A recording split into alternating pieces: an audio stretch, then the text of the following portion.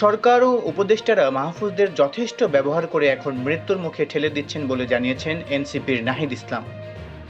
লন্ডনে তথ্য ও সম্প্রচার উপদেষ্টা মাহফুজ আলমের উপর হামলার চেষ্টা নিয়ে সামাজিক যোগাযোগ মাধ্যমে প্রতিক্রিয়া জানিয়ে স্ট্যাটাস দিয়েছেন জাতীয় নাগরিক পার্টির আহ্বায়ক ও সাবেক তথ্য উপদেষ্টা নাহিদ ইসলাম। তিনি বলেন, সরকার ও উপদেষ্টা পরিষদের ভেতরেও মাহফুজ আলমকে অপদস্থ ও হত্যার মৌন সম্মতি তৈরি করা হয়েছে। এই সরকার ও উপদেষ্টারা মাহফুজদের যথেষ্ট ব্যবহার করে এখন মৃত্যুর মুখে ঠেলে দিচ্ছে। এদিকে ইউনিভার্সিটি অফ লন্ডনের school of African and oriental studies ক্যাম্পাসে আয়োজিত একটি সেমিনার থেকে বের হয়ে যাওয়ার সময় তথ্য ও সম্প্রচার উপদেষ্টা মাহফুজ আলমের উপর হামলার চেষ্টা করেছেন সেখানকার আওয়ামী লীগের নেতাকর্মীরা।